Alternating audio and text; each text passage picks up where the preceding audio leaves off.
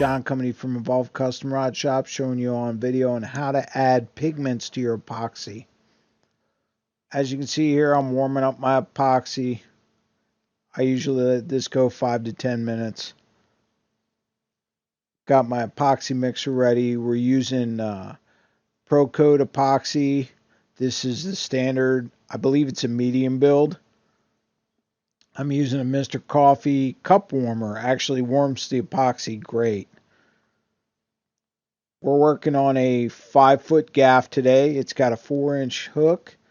The customer ordered one of these. He also ordered a 6-foot gaff with a 4-inch hook. These things are simply awesome. Now the blank we're using is fairly big because of its length and the big gap hook.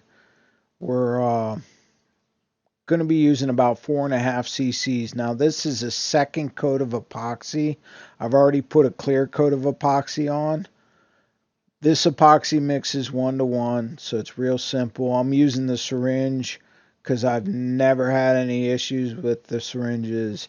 So long as I put corresponding amounts in, 2-to-2, 1-to-1, all that stuff, it works great. I never had a problem with sticky epoxy unless it's really cold, or I've run into an issue where I've put too much pigment into the epoxy. So when you get to measuring the epoxy, a little goes a very long way.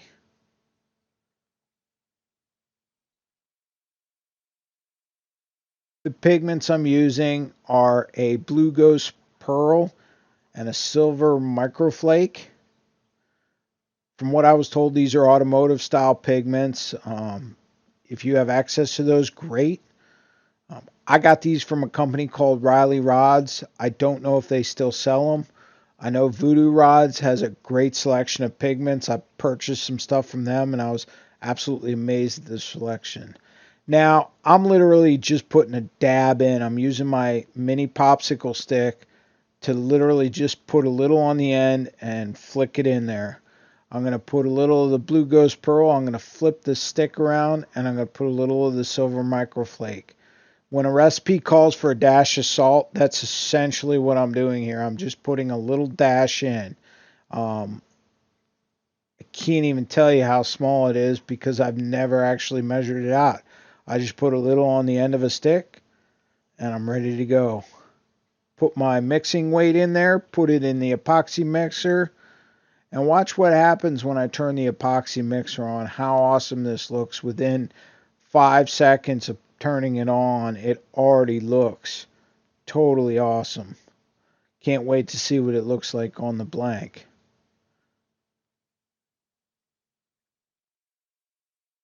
So once that's mixed up for about 5 minutes, we're going to get ready to put it on the blank. As far as paintbrushes go, you can use the little cheap disposable ones. They're okay, but I wanted something wider.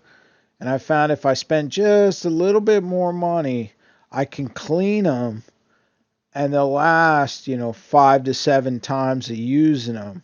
Plus with the wider head, it makes it a lot easier on these larger blanks.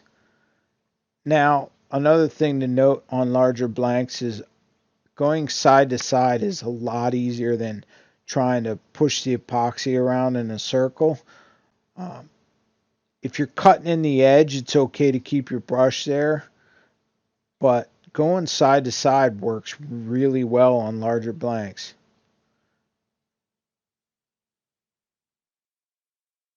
I've sped this video up because this isn't a video on how to apply epoxy. This is merely on adding pigment. There's no difference between putting on clear epoxy or pigmented epoxy. These large labels I also found out going side to side works much better than trying to hold it in a circle. Now when I get to the edges to cut the line in at the end of the thread, I will hold it steady. And that'll get me a nice clean line on each side. You can see the color difference. It's absolutely amazing.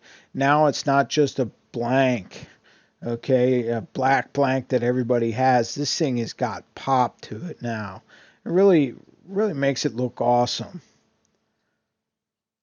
Now, one cool thing is after you heated up your epoxy and gotten the bubbles out, whether you use an alcohol torch or like a mini torch like I'm using, don't heat your epoxy too much.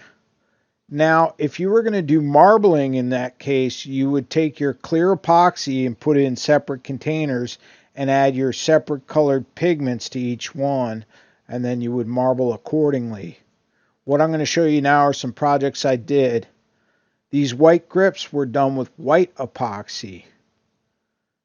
This marbling was done with 3 separate colors of epoxy, and you kind of blend them together. This is a fly handle for a fly rod. This was done with a few colors of blue. Hey guys, thanks for watching. Please like and subscribe.